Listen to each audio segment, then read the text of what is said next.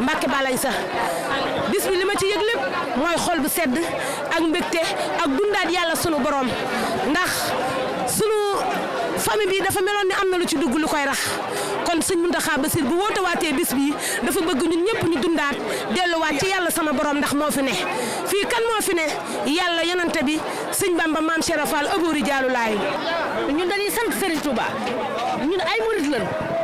jërëjëf Serigne Touba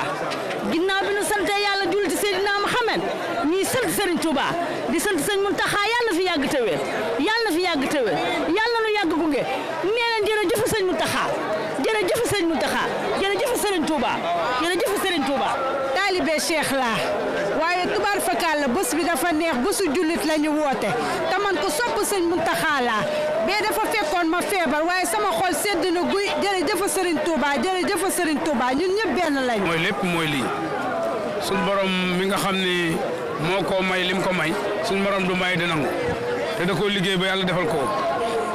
kon yàlla defal sëñ Mountakha mu yàgg fi te wér te yéen ñi nga xam ne yéen a taxawu bis bi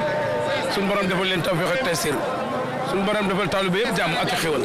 yi ñuy joxe addiya te Touba ca kanam nag seen xel dañ cee jàpp ñu gën cee góorgóorlu ci barke sëñ Touba. yéen sant di sant sëñ Touba bu wér a wér ñi sant sëñ Touba ndax sëñ Touba moom li nga yàlla may da ngaa mayul kenn sëñ Touba nee na kafaaniya fegal na ma albaaxi aji des ji almamaata dee sarmada ba faaw loolu sëñ Touba rek la nga yàlla may mayu ko keneen nag xoolal la commencé ci Adama ba ci ki mujj ki yàlla di bind sëñ Touba li nga yàlla may mayu ko keneen. ñoo leen di siyaar di am mbégte tey ci jotaay bi sëriñ bi Mountakha moom sëñ Bassirou ñëw gane si ko waa Dakar muy sagum ñëpp di ci jaajëfal mbokki taal bi yëpp ñuy ñëpp jóge ñëw wuy si ko di ñaanal sëñ Mountakha lim yéenee liggéey sëñ Touba lépp mu defe ko li ko njortam te ànd ko mbokki jullit te mbokki taal bi yëpp